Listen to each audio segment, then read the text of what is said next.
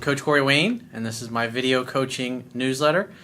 And the topic of this newsletter is going to be Job, Career, Business, and Entrepreneurship 101. Well, I've got a bunch of points that I'm going to go through with you today. And so whether you're an employee or an employer or a prospective future employer, meaning someday you want to be your own business owner, I'm going to go through some things that will change the way you look at things business-wise and career-wise to help you get the most out of your career and your business, and also to help you reach your full earning potential. Because I don't think anybody that's watching this video wouldn't like to earn more money or find a way to maximize their income. So before we get into it, I got a quote that I wrote on this topic, and then I'm going to go through probably about 11 different bullet points of things that I want to discuss that are really important that can help you in your career and in your business. And so the quote says, "Everyone who is not already independently wealthy must work in some kind of job, career, or business to earn money to live, provide for themselves and their family. The more you love your work and the more you can work in jobs, careers, or businesses that you love and enjoy, the harder you will work at becoming efficient, effective, skilled, useful, and successful. The more value you can add to your employer's customers and organization, or the more value you can add to the lives of your own customers if you are an entrepreneur or business owner, the more your opportunities, earning potential, and earning choices will increase. Money doesn't make you happy, but it does give you choices. The amount of personal, professional, material, romantic, and quality of life choices you can have is in direct proportion to the amount of ever-increasing value you add as an employee or an employer. As an employee or an employer, if you don't continuously innovate, improve, learn, grow, and enhance your skill set and value proposition, eventually you'll be replaced by a cheaper and younger version." So in other words, you've always got to be growing. You've always got to be expanding. You hear a lot of people, especially when economy goes through a downturn, and they never bother to learn any other skills, and then they lose their job, or technology comes along and makes the job that they were doing obsolete. And now they've got a bunch of skills that they really can't use, and since they never really expanded themselves in any area of their lives to grow, now they got skills that nobody wants to hire them for, and then now they're going back to school, or they're just struggling to get a job, or have to take some job making $10 an hour and barely making ends meet. So my goal when I discuss these things is to help you, because at least half my clients, when I do phone sessions with them, are either wanting to upgrade their career, or they're stagnant in their career, or they want to figure out what their purpose is in life, or things are going sideways with their business, and they want to focus on either turning that around or maximizing their profits. And so first thing I want to discuss is what a business is, because whether you're an employee, in other words, you work for a business, or you're actually an employer, meaning you are a business that employs employees, these things are important. So the whole purpose of a business, it exists for one central purpose, and that is to add value to people's lives. In other words, any business that is successful and makes a profit adds value to people's lives. You look at a company like Apple, which used to be Apple Computer Products, they just call it Apple these days. Their whole company, all of the tens of thousands of employees that work for Apple, is focused on one single concept. And everybody that works at Apple knows what that is, which is making really great technology products that makes people's lives easier. So any of you that are watching this have either owned or know somebody that's owned an Apple product. The construction is superior to any other kind. Everybody else is using plastic and cheap materials, and Apple is pretty much using the best materials. And like for me personally, all the computers that I use is Apple, along with the smartphone that I have, an iPhone. I've got an Apple TV, and the products work really great, and they really do make my life easier. These videos that you watch are produced using Apple's products and software. And the stuff that I do in here, you can't get on a Windows machine. You have to buy a bunch of different software, and a lot of times you have conflicts and things that just don't work. I mean, it's just amazing how well all these devices sync together. You look at a company like Google. Google was founded on the central purpose of organizing the world's information and making it instantaneously available to anyone, anytime, any place, and anywhere. In other words, when you need to find something, Google can find it instantly for you. You look at like a Microsoft when they were first founded. They were focused on the central purpose of how do we become the intelligence that runs all computers. The whole company was focused on that, and for a couple of decades, they dominated. It's like anytime you bought a computer, it had Microsoft's software on it. And so they did a hell of a job of living and embodying that mission, that core purpose. So the second thing that I want to talk about is doing what you love and loving what you do. And like I said in the quote, everybody that's watching this, unless you inherit a lot of money or you've already made a shitload of money, then that doesn't apply to you. But for the overwhelming 99.99% of the people that are watching the videos that I produce, they have to work for a living. And since you're going to be working for a living, a lot of people, the average person has the attitude of, well, I got to be realistic, I got to pay the bills. And so they work their lives, or they work a series of jobs throughout their lives where they're being realistic and they're just doing enough to not get fired.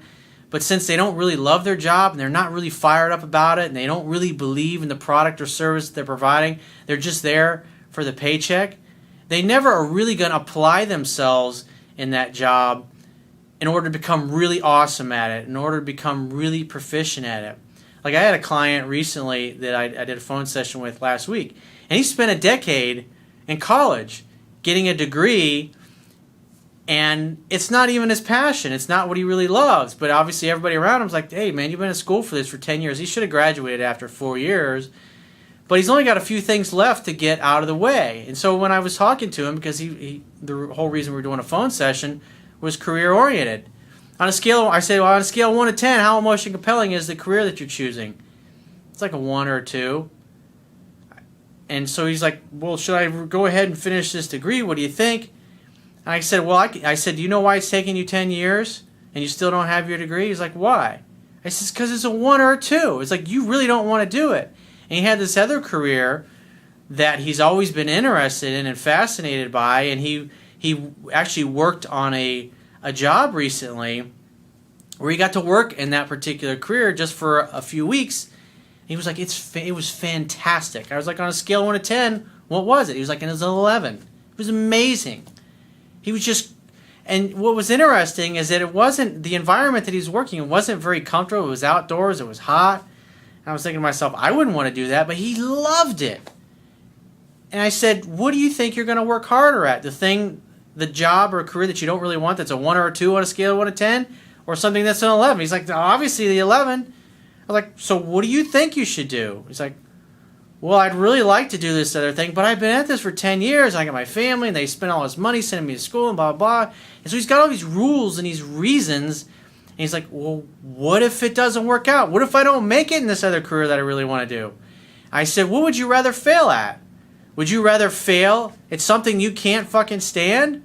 Or would you rather fail at something you absolutely love? He's like, well, I'd rather fail at something I love. At least I'd be enjoying it. I said, at the end of the day, it's not a matter of hope. It's simply a matter of time. Because when you love something, you'll apply yourself. You'll work at it over and over and over. And you'll constantly be trying to get better at it. It's like the business that I have now. This is the most rewarding thing I've ever done in my life. But this was the hardest business to get to the point where to figure out how to package up my services, how to communicate to people in a way that they saw value and could actually understand how I could actually help them versus running ads on TV or the radio or ads on the internet or in magazines. It's like my whole business is basically like a kind of try before you buy. And the overwhelming majority of people, 99.9% of the people that learn from me, they never spend a dime with me. And I'm totally okay with that because I make plenty of money off the people that actually do, whether it's through donations or phone sessions or email coaching, or they buy my book, or they watch videos and click on ads that are on my YouTube videos, or they click on my book and they, instead of buying my book, they buy a pair of socks. I still make a commission on that. Like, so I've got 6 or 7 ways that I've monetized my audience and the value that I add. And all I really care about is how I'm focused as a business owner on adding value to people's lives. Being the most useful website and YouTube channel that I can be. And it's really important. And why do I do it? Why did I keep making these videos? When the first couple of years I was doing it, I'd post a video and I have like a couple dozen views after a week or two. People are going, "You're a fucking loser, man. Why are you posting videos? Why you keep doing it? Nobody's even watching these. Ha, lol." And now every time I post a video, within a matter of days, I've got thousands of video views. Time and repetition. That is how you become really awesome at something. But like I was talking about the example earlier, the client's like, on a scale of 1 to 10, what he was going to school for and was actually working in already was a 1 or a 2. Do you want to spend your life working at something that's only a 1 or a 2? I had another guy that was working a job, working late nights. Same thing. Absolutely fucking hates what he's doing. He's making a decent living at it, but he's fucking miserable. He's living at his parents' house. He's not very happy. It's affecting his dating life. And he's got something that he really has a passion for and an interest. And after we got done with the phone session, I completely gave him a plan of action and a way that he could actually focus on working in that career.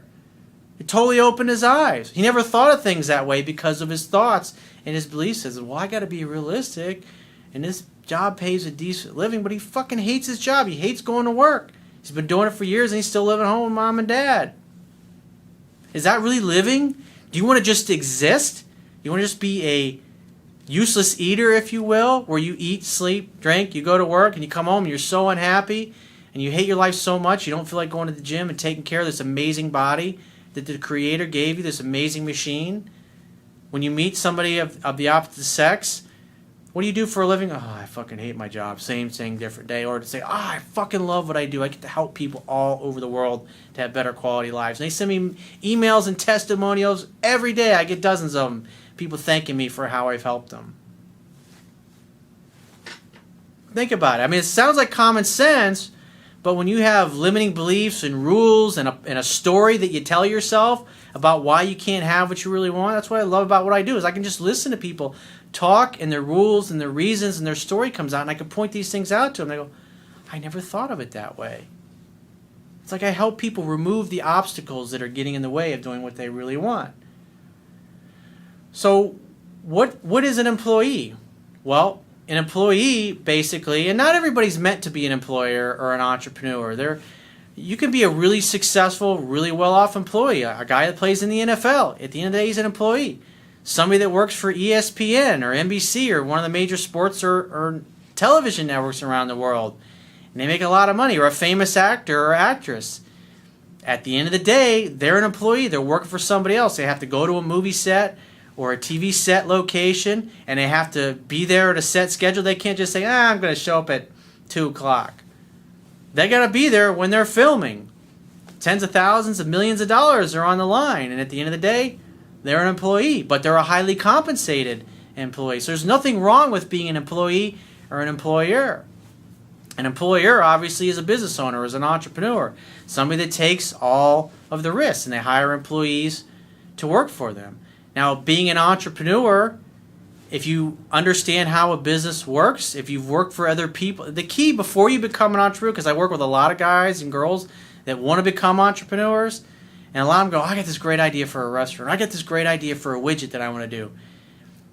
And I say, well, I talked to a guy the other day. He wanted to start a restaurant. I said, have you ever worked at it? And he's like, I got this great idea. This healthy food's going to be awesome. It's amazing.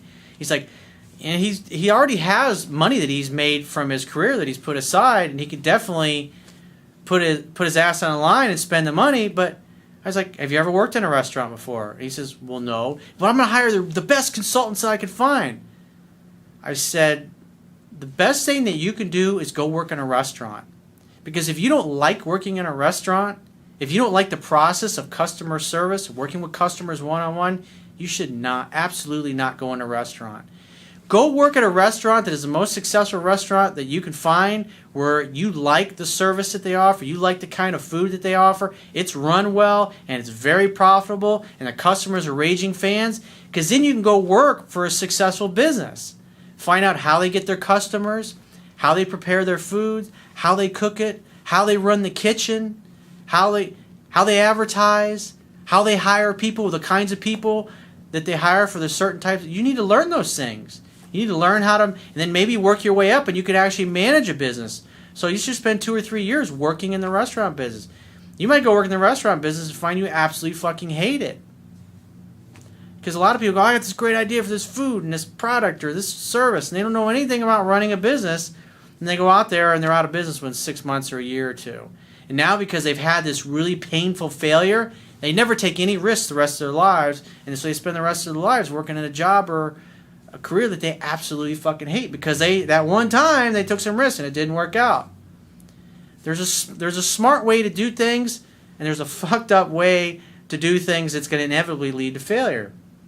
Like a strategic planner once taught me, there's no such thing as a bad idea, only bad plans. Another thing that's really important, whether you're an employee or especially entrepreneurs are guilty of this. Save 20% of whatever you earn. Before you spend it, take your 20%, put it in your stocks, put it in your retirement account, put it in your savings account. Save that 20% off the top. Because entrepreneurs, we're always taking our money and putting it right back into our business. I can buy more computers. I can spend more money on advertising. I can hire more people. And it's always tomorrow, tomorrow, tomorrow. Pay yourself first. A very successful entrepreneur taught me this many years ago. Pay yourself first. Because I was guilty of this when I was younger. I didn't put any fucking money away. I was always taking my money and reinvesting in the business. Just taking out the bare minimum that I needed to enjoy my life and lifestyle. But whether you work for other people or you work for yourself, put money away. Because someday you're going to want to not work, and you're going to want to have the money that you do have working for you so you can live off the interest from those investments. The next thing, always be seeking to improve your gifts, skills, talents, utility, and usefulness. If you don't, you'll be replaced by a cheaper, more efficient, and more aggressive people and businesses who are usually hungrier and younger than you are. I mean, think about it. Like another example, employees and employers that don't innovate, enhance, and improve their value proposition, in other words, what they actually do for customers, whether it's a service or the product, will eventually go extinct. Think about it. Everybody that's watching this knows who Facebook is. But when you go back 5-6 years ago, Myspace was way bigger than Facebook was. Think about it. In Myspace, people are like, is Myspace still even around? They started out before Facebook, and they fumbled the football. Their management team, it's like the original owner, he ended up selling it.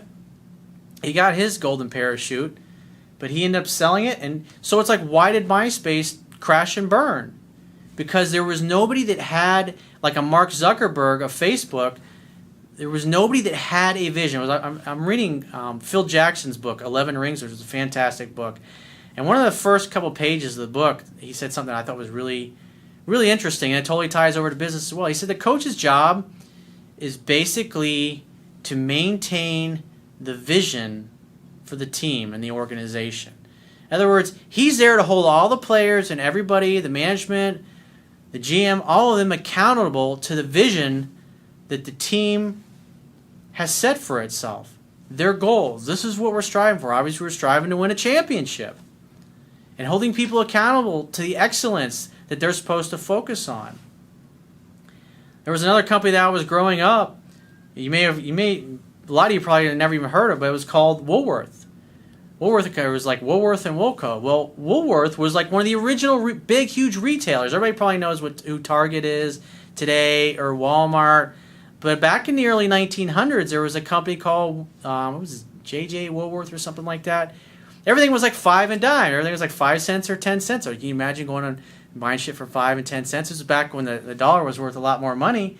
But in New York City, there's the Woolworth. Everybody's probably heard of the Woolworth building in New York City. It's a very famous building. But this guy became one of the wealthiest men in the world at his time because of his business model. He had a very large operation. He was like the Walmart of his day. But after he passed away, it's like I remember when I was growing up and I was a teenager. This company was majorly on the decline, and I think it finally went out of business in the 90s. But 100 years ago, they were Walmart of their time. But since there wasn't a strong culture, they didn't have somebody having a strong vision for the company. I mean, you look at companies like Sears or Kmart now, which are really struggling, and downsizing. In 10, 15 years from now, they might not even be around. And these are old companies that have been around for a long time. Again, like I said earlier, the whole purpose of a business, or if you're an employee, is to add value to the customers or the organization that you're working for. Being the best, most valuable. It's like you take a famous actor or actress. They focus on becoming the absolute best actor or actress that they can be. An actor or an actress's job is to basically make the viewer believe that the character that they're watching on screen or on stage or in theater is real, and they pull you into that story. That's what a good actor or actress does. A good entrepreneur, same thing. You look at like a Steve Jobs, one of the original founders of Apple. Brilliant guy, just focused totally on making the absolute best products out there. You look at like Elon Musk of Tesla. Tesla just had, I think they're on target to deliver like 50,000 electric cars this year. Next year, they're expecting to deliver 100,000. They're doubling their production. And they're now working, they got a joint venture with Panasonic and some of their other suppliers to build what's called a gigafactory, where they're literally going to have raw materials and batteries that they're going to recycle coming in the front end and brand new batteries going out the back end. The reason being is they want to dramatically reduce the cost of lithium-ion batteries, because they can do that. They can drive the cost of electric cars, and so you can have an affordable electric car that's going to get 200 plus miles to a single charge down to like around $30,000. Think about that. And pretty much everything in the car is going to be recyclable. Why? Because he believes in it. He has a passion for what he's doing. He loves it. And like the car got like the highest rating. I think it was Consumer Reports or Motor Trend. I can't remember which one. The cars are amazingly well made. Like the building areas, a couple of my neighbors have those cars. They're gorgeous. They're amazing cars, and they drive faster than most gas-powered cars. They accelerate. It's just amazing, the technology. All because he had a passion and a love of what he's doing. He focused on, and if you look at his customer service, or you take like an Amazon.com, they're all focused on having the absolute best customer service that they can have, like Amazon. I had a razor that I had a problem with the charger stopped working. It was like past 4 or 5 months. And I called them up, they're like, well, it's kind of past the 30-day return period, but you know what? We're going to send you a brand new one. So when you get it, just take the old broken part and put it in there and send it back. No questions asked. That's why I pretty much buy everything I can from Amazon, because their customer service is amazing. And I get everything in 2 days. And they got the best prices. Why I want to drive I can look up online. Why drive to the store? And everybody that works there has a passion. They're really good. From their web services to their customer service, and even because they published my Kindle book. Everybody across the board they've ever dealt with is absolutely fucking amazing. And one of their goals that Jeff Bezos, who's the founder of Amazon, has set forth is they want to have the absolute best customer service they can possibly have. They want to have better customer service than any other company out there. That's why they're crushing everybody and putting all these retailers out of business, because they're focused on adding value. Next thing I want to focus on, this is really important, whether you're a business owner or you're a regular employee, your revenues must exceed your expenses. That means you must take in more money than you spend every month. Most people are taking out their equity in their homes, or they're using credit cards. Like they're just full of debt and their net worth is negative. Really important. If you're going to advertise, if you're a business owner, the purpose of advertising is to bring in customers, obviously. But the goal is that if you spend $1 on advertising, you should be able to bring back at least $2 in revenue. And if you're a business owner and you're advertising and you're spending $1 and you're getting back 10 cents, if you don't have some kind of referral generating mechanism, if you don't have raging fans in your business, you eventually are going to spend all of your working capital. Really important. And this is something that's really important, whether you're an employee or an employer, about generating referrals. There's one reason why people refer other products, other services, other companies. It's really fundamental. I learned this from Brian Buffini many years ago, and it's so true. People want to look good. If I refer a product or a service to you, or I recommend, which I recommend lots of people, lots of other authors, like I think Tony Robbins has got great work. His work's changed my life. Or Dr. Donald Epstein, who founded Network Chiropractic, or any of the other books, the Steve Jobs book. These are things that I'm using myself, and I recommend. Why do I recommend? Because I know you're going to have a good experience. I want to look good. I want to recommend something, and you go, oh, that guy fucking sucked, or that book sucked ass. That didn't help me at all. Think about it. If your employer is buying a house and you just had a great experience with a kick-ass realtor and a kick-ass mortgage company, and you'd like to get promoted in your job, and your boss saying, yeah, you just bought a house recently. What did you think of your guy that helped? Oh, he was absolutely awesome. He was great. He closed my house 2 weeks quicker than we thought, and I ended up having to bring $2,000 less to closing than he originally gave me. Yes, and on top of that, my payment was $200 less a month than he originally promised. The guy was amazing. He totally under-promised and way over-delivered. I need that guy's number. So your boss goes and uses him, and he has a kick-ass experience. Versus somebody that's like, hey, what about that guy you just, oh my God. Let me tell you. We closed 2 weeks after we were supposed to. He told me I was going to have to bring $5,000 to close. I'm going to have to bring $10,000. He told me my payment was going to be $2,000. Ended up being $2,500. He fucking sucked. You ain't going to recommend somebody like that because your boss has a bad experience. Think about it. You want to look good. So if you're a business owner or you're an employee, think about it. You want to underpromise and you want to over-deliver. What's interesting about customers is, like, especially like if you're in a business where they're expecting a call back, whether it's a realtor or an attorney, and you're promising to call somebody back within a certain period of time, like, because when I used to have people working for me in the mortgage business, especially like the younger guys and girls that would come work for me, when a loan would blow up or it wouldn't get approved in underwriting, they would dodge the client's calls for 2 or 3 days until they line up a new lender and they go, hey, yeah, we'll get this all taken care of. Yeah, you're approved, everything's great. And so they close and everything else is great. Their payment's cheaper than they thought it was going to be. Their cash out of pocket was less than it was going to be.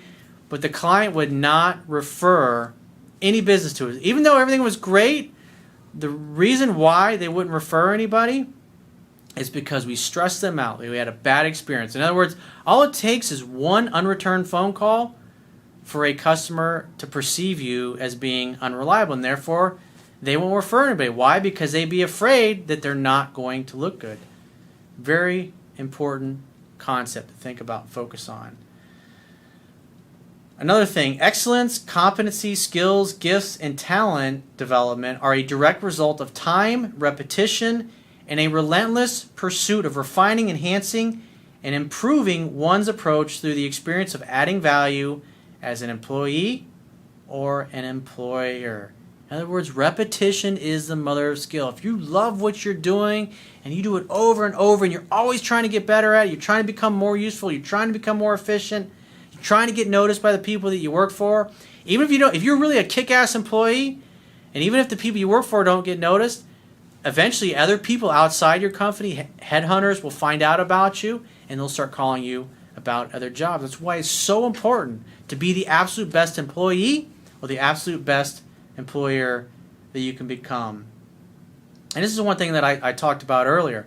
If you want to become a successful entrepreneur or business owner, go to work for someone who already has the kind of business success you'd like to have yourself someday. That way you can learn how their business is run, how they advertise, how they manage people, how they get customers, how they add value, etc., instead of trying to reinvent the wheel. They've already done the heavy lifting and made all the costly mistakes. You can learn on their dime. I had a company when I was in real estate that I went to work for, and they'd been in business for 7 years before I started working for them. And so I heard all the stories about their struggles and their fuck-ups and houses they bought and they lost money on because they just didn't know what they were doing.